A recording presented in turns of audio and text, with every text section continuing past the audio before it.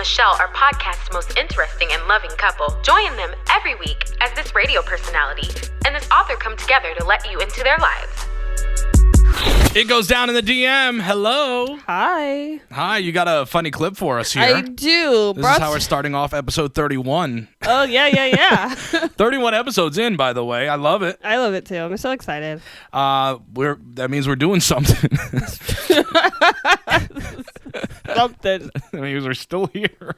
Look, thank you. Before we actually play this clip, I want to thank everybody who's been listening to the podcast. You guys have been making our numbers so go up. So thank you. I can't thank you enough, because this is just a little podcast. It's a little 2-person team, literally.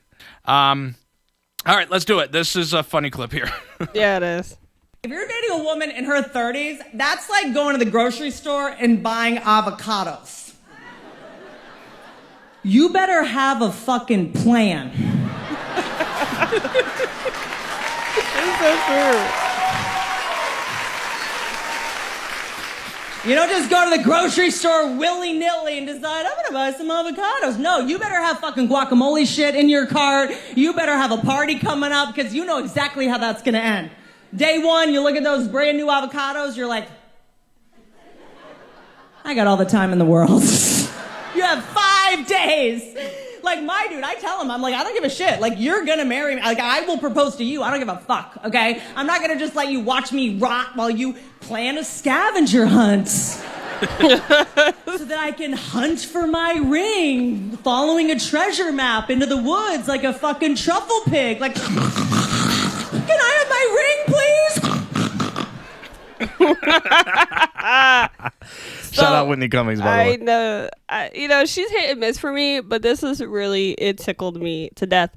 And it also coincides actually with some advice that was requested from a man about women in their 30s. And he wants to know, he's been, dating this woman for, he says about 4 months, and they've been having sex. But recently they've been having arguments because he won't bust in her. And she's not not on any kind of birth control. That's why. Yeah. And he's like, what goes on with like women in their 30s? Like, what happens when you pass 30 and you think everybody should bust at you? Like, we've only been dating for 4 months. We haven't talked about marriage. We haven't talked about children. We haven't even talked about like a future together. And that is some risky teenage type of shit right there. But I'm not gonna lie. That's one of my biggest things. I love nothing. I mean, it makes sense though. From a woman's perspective, if you think about how society treats women. Society treats women as if we're nothing more than housekeepers and broodmers. And baby bearers. Yeah, like we're not supposed to want anything else. And now we live in a time, look at who's pregnant right now? Heidi Klum, Hilary Swank. Yep. One of them H bitches is pregnant, and she's 48, and everybody is like judging her or whatever. But on the flip side, like, I respect you, bitch. You went out, you made your millions. You have enough money to have a doctor that can make sure you have a successful birth at 48, just like Janet Jackson did at 50, and you still gonna have money left over. Like, men don't really respect women anymore for putting off children and making sure that we are stable. And the reality is, unfortunately, women more often than not are put in positions where they have to be the primary provider for their kids. So of course a woman might wait until she's in her 30s. Like, why she wants this man to bust in her so bad, I don't know, and that's a conversation that y'all need to have. But it makes sense. Like, our biological clock starts ticking, and we start, like, where are we going? Like, when we get in our 30s, the whole relationship game changes.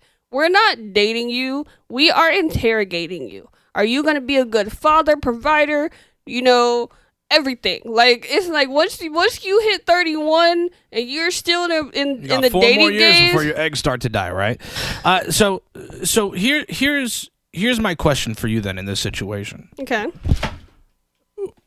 Do you think that the woman is feeling that pressure. And do you think that there's going to be success with anybody if she's pushing for that so early? Because I'm telling you, like, it's interesting how it's thought about because of age, right? So over 30, it's understandable. If you're 21, you're a psycho-ass bitch trying to trap a dude, right? Is there any of the same properties in your 30s? I know people are crazy out here. Well, yeah, there are the same properties, and in just my opinion, I feel like it's different based on where your mind is. At 21, you might want to have a baby, but you may not be ready to be a mother. A decade later, after you done been through some shit and had career changes and heartaches and heartbreaks, at that time, you might ready to be a mother. And you might be ready to, give love and nurture someone. But the catch being, do you want to be a mother or do you want to have a family? Because what she's doing, requesting this man to just get her pregnant and being upset because he won't bust in her, like, do you want to have a family with this man? And if so, that's the conversation that needs to happen. Like, you can't just expect him to get you pregnant because you're ready to have a baby. And then if he doesn't want to be involved, he's the bad guy. I was about to say that. I'm so glad you brought that up, because I was going to say, if you put a man in a position to feel this immense pressure to have to finish inside you and potentially get you pregnant, right? Mm-hmm. That man should not have any responsibility if he chooses not to take responsibility. I that should agree. be all you. You should understand that you decided this. You knew what the outcome would be. You knew why he didn't want to do it. You know what I mean? Like, so it's kind of like what I went through with Jen, and I'll be very transparent on this podcast because it's exactly what it is. It's like Jen would get upset, and this is how I should have known. You know what I mean? Yeah. But Jen would get upset that, first of all, that I didn't want to finish in her when we started dating. You know what I'm saying? Mm-hmm. And then when I started to, and it continued for a while, and she wasn't getting pregnant, but we would have pregnancy scares, she would take her pregnancy test, and when it would come back negative, she would get upset. Legitimately upset. To the point where she didn't want to tell me that the tests were negative until I was hammering it and just, is it negative? Tell me the result. What happened? You know what I'm saying? What did you find out? And she would hold off from telling me because she was trying to process that, oh my God, I'm not pregnant yet. I mean, yeah, like I said, it's ultimately, it's a mindset. Like, do you want to have a baby or are you ready to be a mother? And what does being a mother look like for you? Like, at the time, she wanted to have a baby, and now because she wanted to have a baby, the two of you have to handle that as adults because of a decision that you made in your 20s that you weren't actually ready to make. Mm-hmm. And then when you couple it with the fact of, this might be TMI, so I kind of hope my mom doesn't listen to this episode. But Mom, actually, turn it off. Turn off the episode, Mom. She'll probably respect me, though, for what I'm about to say, mm-hmm. which is I used to make sure my dudes knew how to track my periods going into relationships. Those 3 days after. Because I've, had issues with, like, ovarian cysts and things in the past. And B, because I feel like anybody I'm having sex with should be aware of times when I'm more fertile. And then when you couple that with, of course, there were dudes I've been with who thought they couldn't get somebody pregnant because they hadn't yet, even though they'd been having unprotected sex, which is dumb. But at least they were aware of the risks on days when I was ovulating or whatever. So it didn't come as a surprise if something did end up happening. Or if there was like a pregnancy scare or anything like that. I think, where it all boils down to, and I say this all the time, there needs to be more transparency between people who are intimate with each other. Yes. Before you guys ever pull out your genitals. I agree. Like, put your shit away and have a conversation about what does being intimate with you look like. And if there is a further plan, yeah, right? Like if there is a further plan of being a mom or having a family, or when is it going to happen? And when do we plan for it? Well, in women, if you're over 30 and you're looking for somebody and you want to settle down, like, I get that you get judged for saying it, but say it loud and be proud about it. Tell dude you're dating, like, I'm looking to settle down. I want a husband. I want a partner. Because if you don't and you try to suppress that side of you, you will end up with the wrong person. Or you'll end up pregnant by the wrong person. Or you'll end up like this person who's like, at this point, just come at me. You know what I'm saying? I want a baby. Yeah. I don't care who it is. Fuck it. Good 4 months, 3 months, you're here. You're giving me you got a job. Dick. Yeah.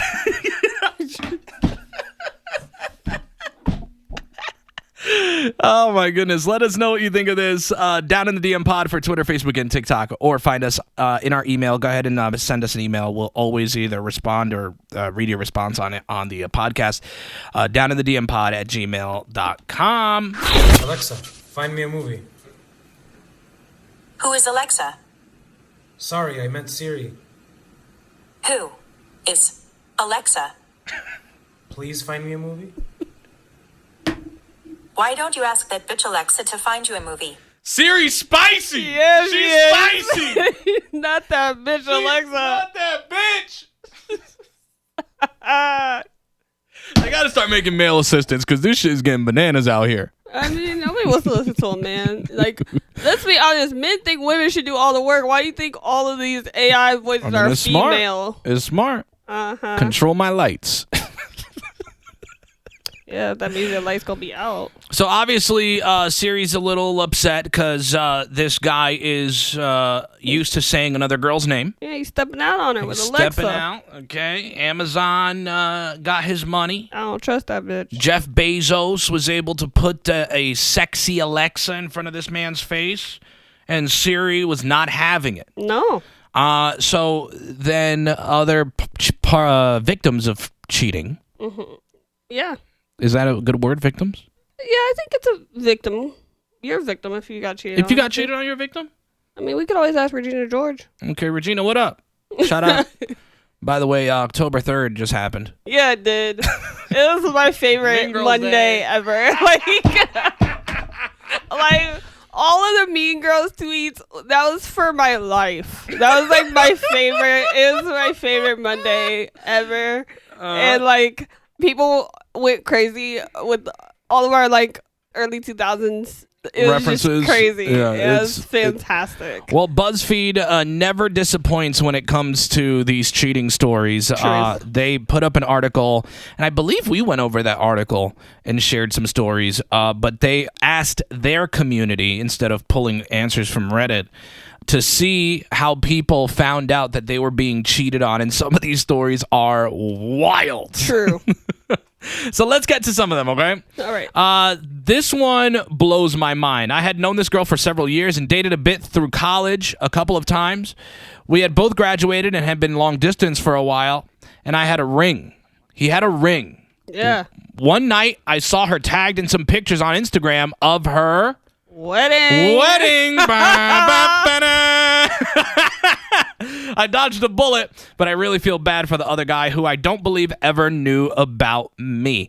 I think it's, you know what blows my mind is when I hear these stories of people who actually lived the double lives. Yeah. Right? Like they have somebody else on the side. Maybe their name is changed up just a little bit. You know what I mean? Yeah. And they literally have, you know, business cards, credit cards in their name, in the other name. You know what I mean? Like, oh, yeah. It blows my mind that they're able to do that.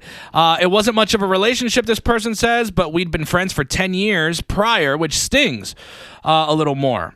I found out after we broke up that he'd been cheating the entire time. The girl even ended up pregnant. Ooh. I made a friend around that time who was roommates with the other girl and got the whole scoop. Oh my God, the small world. Yeah. What a small world. This one is hilarious to me. 2 years ago, my cousin was dating this girl for around 6 years, and we all liked her. So he called her house one day to take her out to find out that her husband picked up the phone. Oh, that's so good. He had no idea she was married. Hello? Shout out house phones. Yeah, I'm trying to... Did I ever tell you about the girl, the phone number of the waitress that I got at Applebee's? I don't think so. She no. played me, right? She was fine, right? Dumb fine. And my boys were encouraging me the whole time. They're like, yo, you should get her number. You should get her number. So I did. I asked her straight up. I'm like, you single? You know what I'm saying? Can I get your number? You know what I mean? Yeah. And she gave it to me. Mm-hmm. So I texted her a picture of us. We took a picture together. Mm-hmm. And I texted her a picture of us. And the guy and her boyfriend responded. Was like, who's this? And why are you sending pictures of me and my girl to her phone? And I was just like, huh? And he was like, yeah, she left her phone at home. That's so funny. Yeah. My now ex handed me his phone while he was driving and asked me to turn on Spotify. His apps were arranged in alphabetical order, so I couldn't help but notice the Tinder flame next to Spotify. We met on Bumble. I wasn't on Tinder, but he was. And when we decided to make things official, we deleted our dating apps together. That's what you thought. I knew Tinder being on his phone meant that he used it recently. I kept my composure and kept saying Spotify is taking forever to open while I went through all the messages he had sent to those women in the last 11 months. Oh my God. 11 months. The kicker. I discovered this 4 days after my dad passed away and saw the things he was messaging women.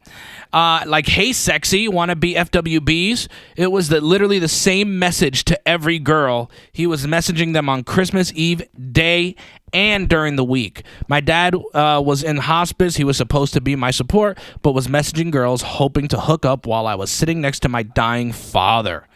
Wow. That is spineless garbage. You know what I'm saying? That's crazy.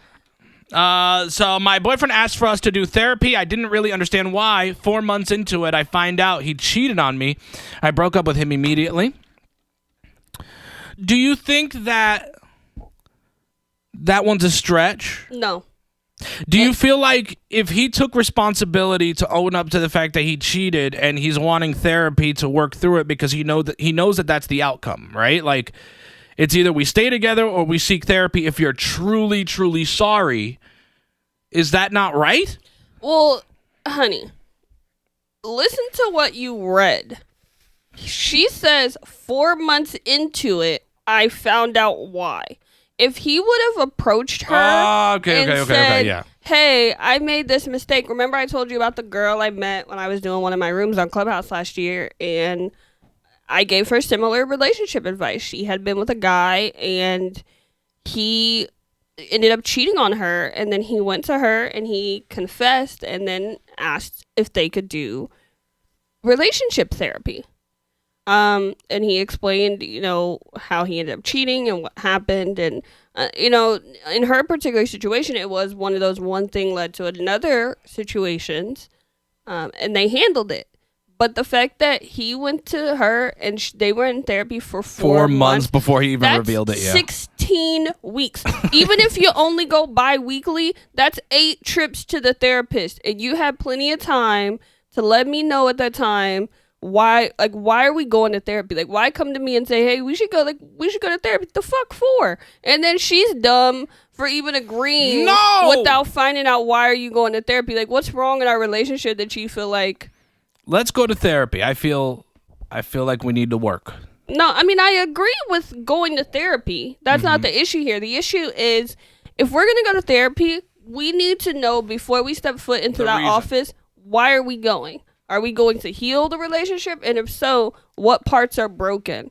For her to have found out 4 months into therapy that he cheated, was like, even if he told her the first appointment, second appointment, he waited 4 months. No, I'd have been out too. Let me see if I can find another really good one. I don't think there are any more really good ones, but you should do the throwback one from the early days of Facebook. I did actually get to read down. Yes. That can be the last one we do. Yes, okay. So I found out my partner was cheating on me back when Facebook was still a new phenomenon and people didn't quite understand how it worked at the time. I was 16 years old and my boyfriend broke up with me that summer. A few weeks later, he decided that he made a mistake and we got back together. But in that time, he had gotten back together with his ex and had chosen not to break up with her before returning to me. He figured he could make a new Facebook profile in which to be in a relationship and add all his same friends from the old one, you dumb ass, so that it looked legitimate. He didn't realize that 1, our mutual friends would tell me, and 2, I could then just go directly to his profile and see that. I'm not condoning cheating. Okay. But if you're going to cheat, you can't add the same people, my G.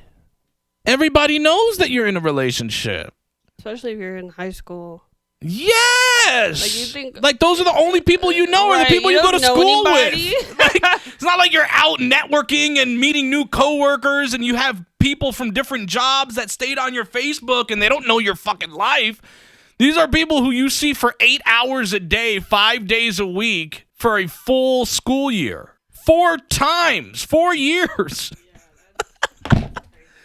Let us know what you think of these stories, and of course, share your stories on how you found out you were being cheated on our Twitter, Facebook, and TikTok at Down in the DM Pod, or always email us downinthedmpod@gmail.com. Fatal Attraction, when love turns deadly. With a TikTok twist. With a TikTok twist. This one is a little combo. Yeah, it a little is. Combo, 2 for 1, as they say. That's what they like. Twofers.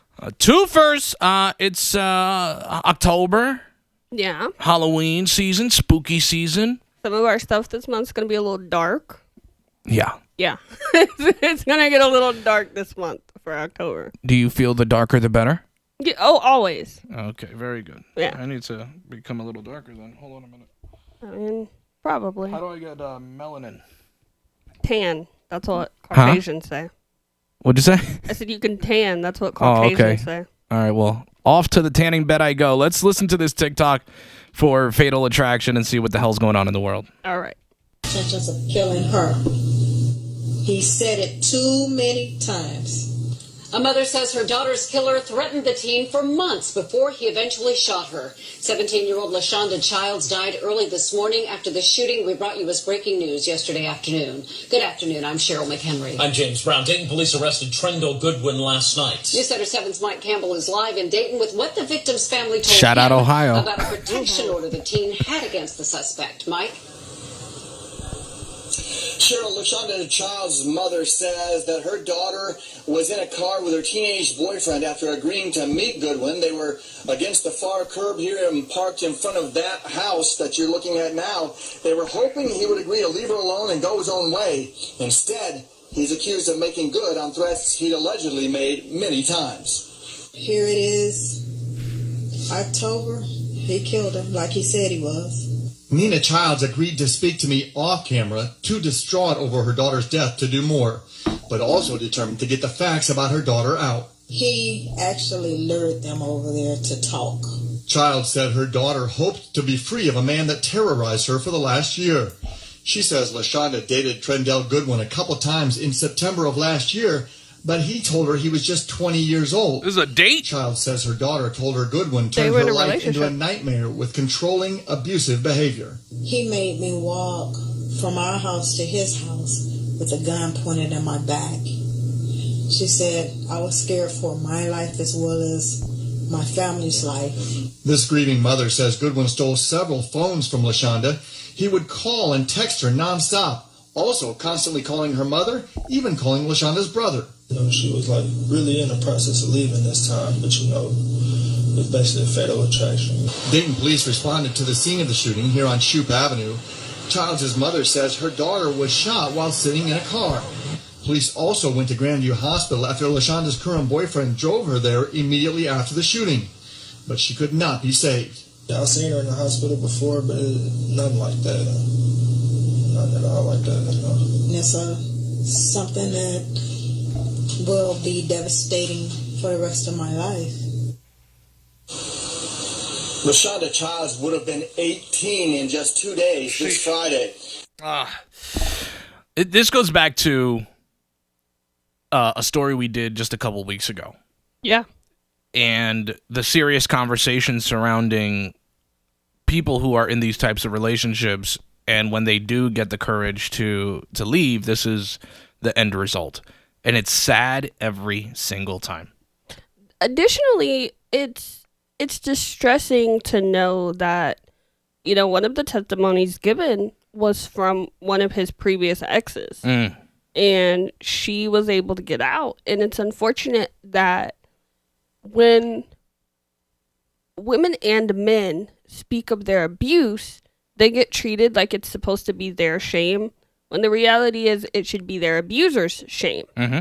So then people don't discuss what happened, which means the next girl, unfortunately the victim in this situation, wasn't aware of his true crazy because his ex probably didn't speak about it that much, or she probably, or even on the flip side, she probably was so traumatized that all she could focus on was her own safety. I think too there's the other aspect of this that a lot of people don't really highlight, and it's the confusion of being in love. And then when you're in love with that person, or when you love somebody, you will always try to see their best colors. True. And so you literally do not, any outside source sounds like garbage to you. Well, that, and when you consider when love is one-sided, the person who is in love tends to be the one who's trying the hardest. Mm-hmm. So, she was 17, he was 20.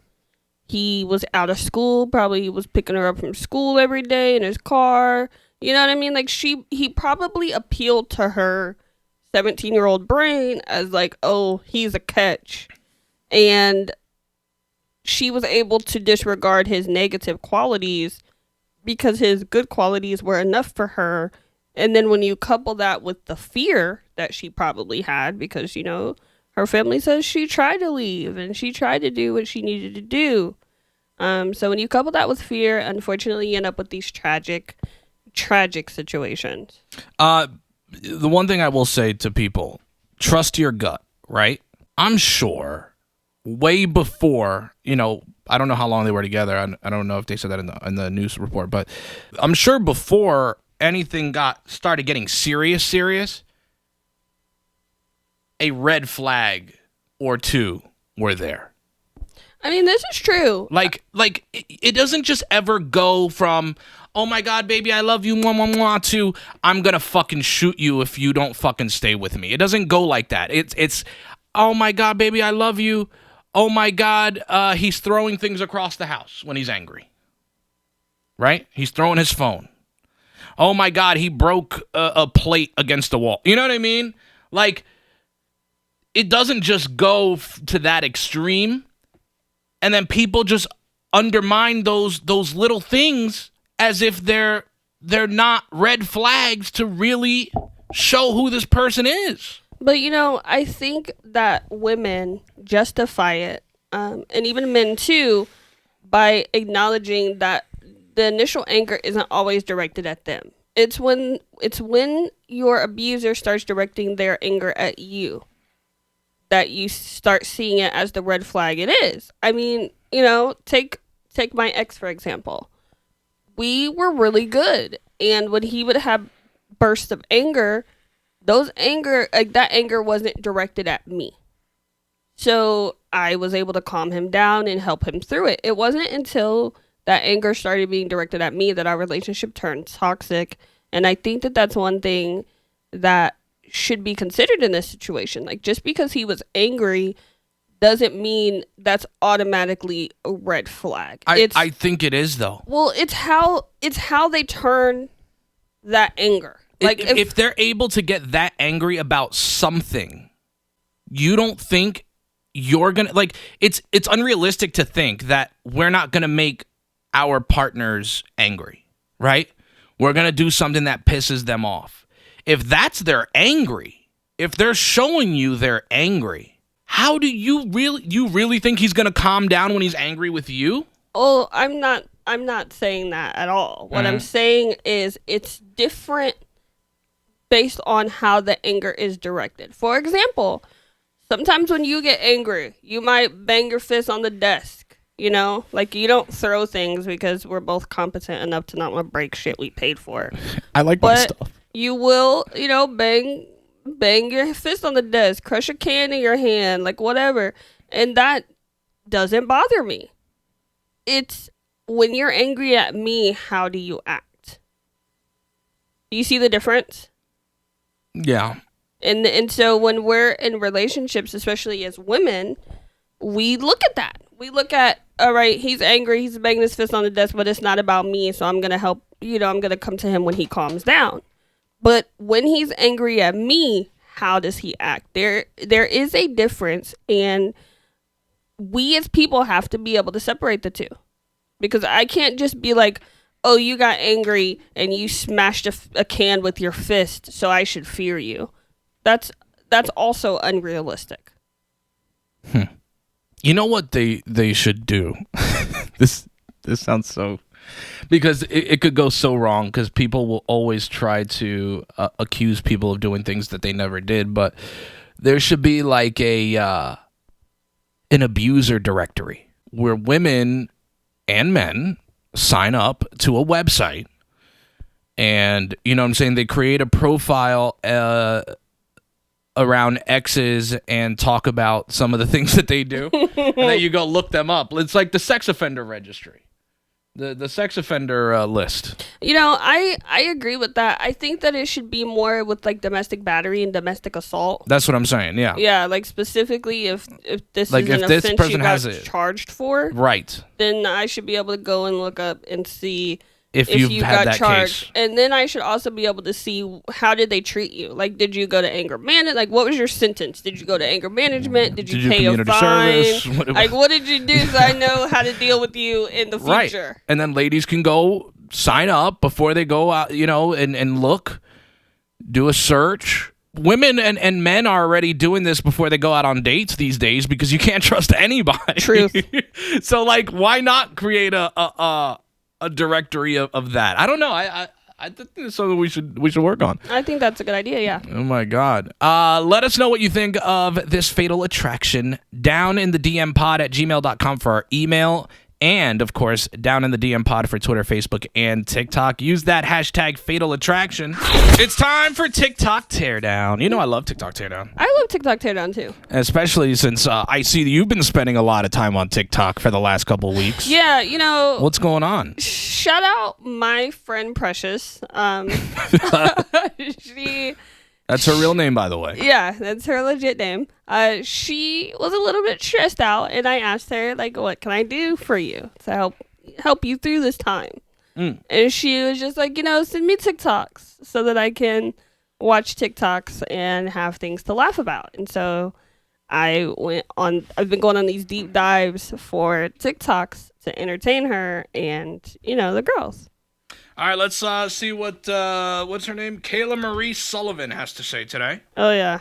Beware of cuffing season. I just literally said this the other day. I was like, it's cuffing season, guys. Anybody getting cuffed up? It is cuffing season. It's cuffing and hoodie season.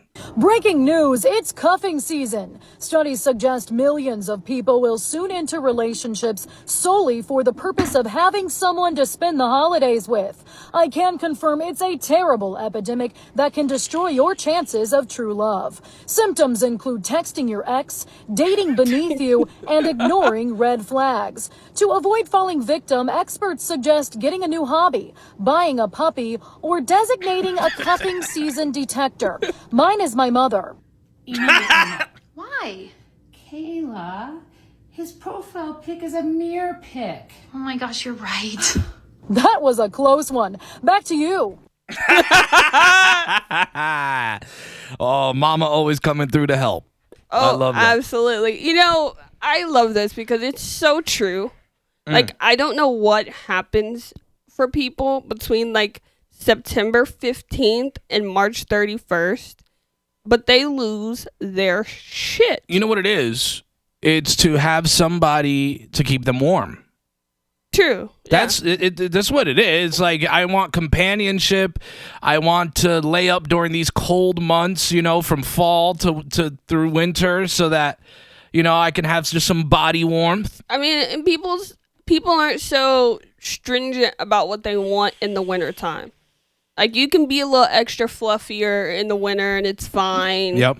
Like, you don't have to worry about, you have lose a hot the weight girl for summer. Yes, you lose the weight for the summer, like, right? It's fine. You don't have to shave your legs because you wear pants. Like, you just need somebody who's gonna like you when you look like shit. You're wearing actual full shoes, so you don't have to worry about getting too many pedicures. Right. Right? Like, there's not much judging that comes from wintertime because you're covered up. And then additionally, you have someone to be there for you on the days it gets dark at 2:30.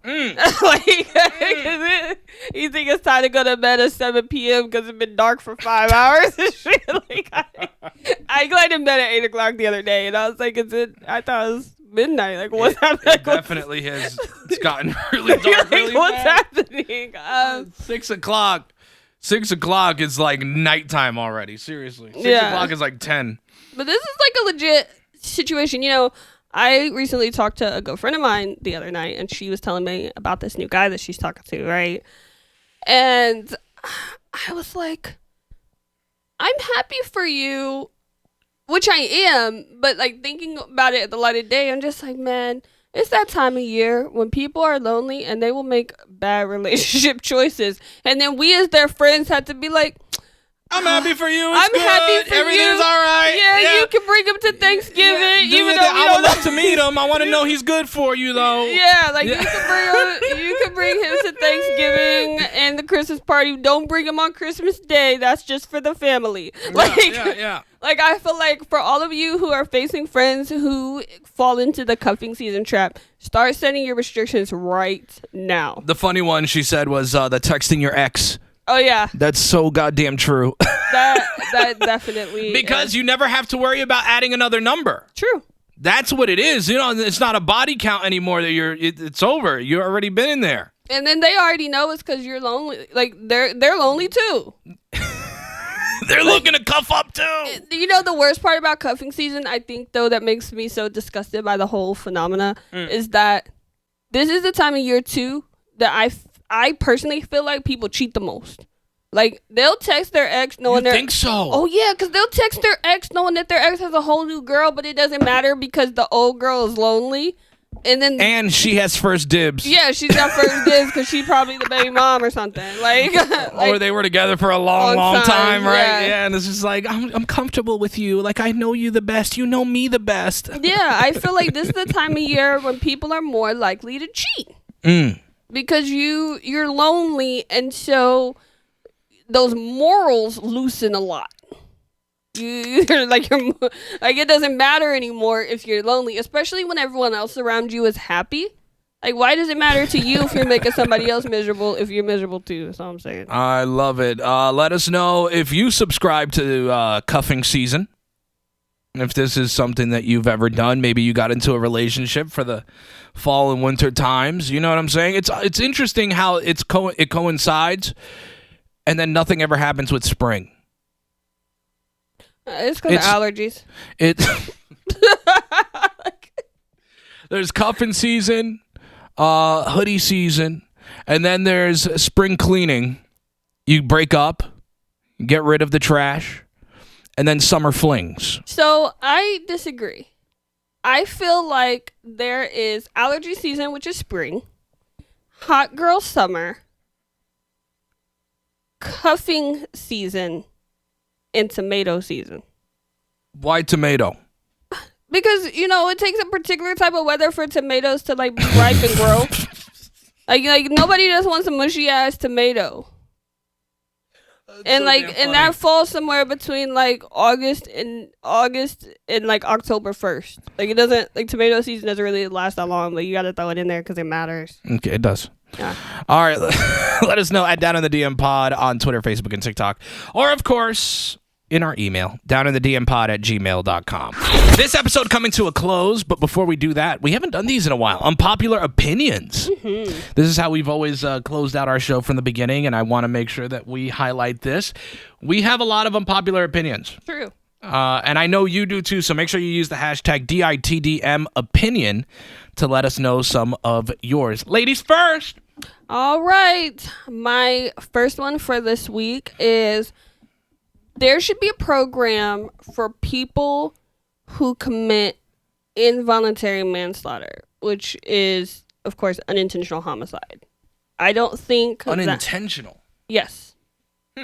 I don't think that people, for example, drunk drivers who murder people, they're there was a woman my mom was really close to when I was young. Her name was Sky. And she was killed in a drunk driving accident. And for me, as tragic as it is, I feel like there are mistakes that are made. It's one thing to say you know better, because of course people know better, but people also are fallible. And I feel like if they're going to make, exceptions for prison sentences, like for people who are first-time nonviolent offenders, there should be something for people who are first-time offenders who, like I said, involuntary manslaughter. Like, there should be something for those people. They shouldn't have to spend 20 to life in prison for something that ultimately resulted as a mistake. I actually disagree with this one, because my feelings on this are so strong, because again, it goes back to the fact that I think very black and white, you have a greater responsibility as somebody who holds a license to know what exactly goes with having that license. And part of that is not hopping behind a wheel of a 2-ton machine that can kill somebody. And you've been told since you were a kid that was wrong. And I don't think you should really be here if you decide to do that. So what part are you disagreeing with? Because I'm not saying that they shouldn't be punished. What I'm saying is there should be a program for them, just like I think it's more drastic than that. That's why. Just like there are programs for people who are nonviolent first-time offenders. Like, I don't want to say it on this podcast because I really am doing better about saying extreme things in a public forum, I just don't think that person should be here. I think that if you make a decision like that and you have the potential of taking somebody else's life away, you should take yours. My first one, TV shows and movies should have an expiration on when they can be spoiled. I think if there's a huge popularity behind something, you think, like if somebody told me the ending to, I don't know, give me some dumb movie. White Chicks. If somebody told me the ending to, I don't know, just some movie that came out in the early 2000s or whatever, I'm not going to get upset if you ruin it for me. It's 2022. I think it's a personal preference. Like, for me, someone could tell me how a movie ends, but I might still watch it anyway. That's what I'm saying. Like I'm still going to watch it regardless. It's already way past the time. I mean, even if it's not, even if it's a newer movie, like my family recently went to see The Woman King. And, if they tell me how it ends, that doesn't mean I won't ever watch the movie. I think for people, it's just a personal preference. And honestly, I feel like people should stop blaming their family and friends for being too lazy to sit down and watch a movie. Like don't be like, oh, you ruined it for me. Just be honest and be like, nah, I don't want to watch it. Like, I want it. Like, sure. You could be angry that someone spoiled it, but own your anger. So my next one is all chocolate ice cream tastes the same. Chocolate ice cream is garbage. Chocolate ice cream is garbage. And people who try to be like, oh, no, chocolate ice cream does this. Yes, it does. And it's trash. Chocolate everything. Like, it's so crazy how much I loved chocolate as a kid. And now I'm just like, don't give me chocolate cake. Don't give me chocolate ice cream. Don't give me anything chocolate like that. The only thing I want that's like chocolatey is either like a chocolate chip cookie or if I'm craving like a candy bar, like a Snickers. Outside of that, like I never go for chocolate anymore. You know what I think it is? I think it's because of all things, parents make such a big deal about chocolate. Like they're not running around saying like, don't eat too many Skittles. Yeah. Like they're running around going, don't eat too many Starbursts, you'll get sick. Yeah, they just don't eat so much chocolate. And so it was always like it was a treat. To have chocolate was such a treat in my house. And so, but also, like, I grew up with two cousins who were allergic to chocolate. So chocolate's never been my number one. Just because my mom still to this day, I mean, she'll still have, she doesn't eat them like a savage, it's for her to pick at them. But, sometimes my mom will have some Whoppers or some Kisses, in her bag. And it's just like a little pick-me-up type of deal, right? Yeah. My next one, going to the music side of things, Michael Jackson only had 4 solid albums and a lot of certifiable skips on those albums. True, yeah. Sorry. Anything after Dangerous in 1991 that was produced by Teddy Riley? Yeah. Trash. And it's crazy how you coming up as a child star in your brother's band, all to be this mega star. It goes to show how we valued artists back then. That if you came up at a certain time and you were pushed the way that you were infallible. You know what I mean? Additionally, especially specifically for like Michael Jackson and people like him, there were not a lot of people of color for other people of color to look up to. So, black people put time and money and energy into supporting the Jacksons. And so, supporting the Jacksons became a generational thing. Like, right. You grow up on the Jackson 5 music and learning about them because they were the only people of color on TV performing at the time. Yep. My last one for this week, and I'm glad you actually talked about Michael Jackson because this coincides with that. Sayings like the GOAT or icon have lost their meaning. They've lost their meaning, but additionally, like, they elevate people on a level that they truly don't deserve. And it's only because to be an icon means so much to so many different people. Like, to so many people, Beyonce is an icon. And then to other people are like, I don't care about her. And so to elevate people on this level of, like, you're the greatest of all time, you're an icon, you're everything. No. Like, they're everything to you. But, like, I don't give a fuck about that person. Yeah. Stop giving them all of this credit. It's crazy. That's always reminds me of the argument about, like, what is a classic album? Yeah. Like, people say, man, this is like a new album will come out and they'll be like, this is a classic, instant classic. No, it's not. No, it's not. The album has to have some time. It has to prove the test of time. Mm-hmm. It has to still feel timeless when you play it 10, 20, 30 years after it comes out. Why do you think movies still use so many songs from the... Yes! 70s, 80s, 90s. Because... it was timeless. I saw a video the other day of songs from 2005 that people probably have forgotten about. I probably never forgot about any of them. I didn't forget about any of them either, but it just blew my mind that was 17 years ago. Oh, yeah. I'm just like, in 8 more years, those will be classics. Like, those songs are like 25, like, this song came out 25 years ago. Or to know exactly what I was doing when a song like We Belong Together came out. Wow. That's crazy. My last one for you. Someone who has had plastic surgery cannot be considered the most attractive person on earth. You paid for that. It wasn't natural.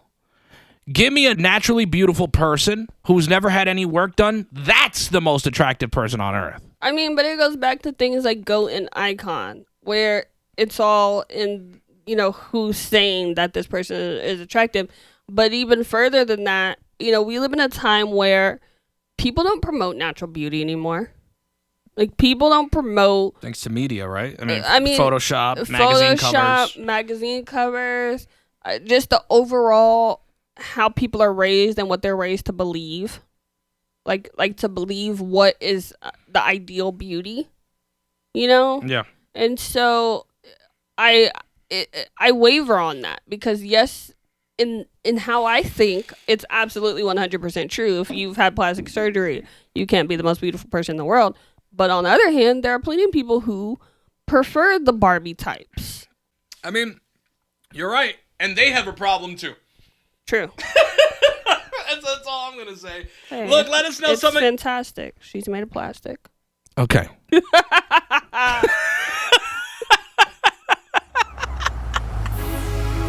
Bobby. Hiya, Bobby. That makes me so uncomfortable. Now, why does he sound like such a creep? Hiya, Bobby. It wasn't until you started pointing it out that it started making me so uncomfortable. Hiya, Bobby.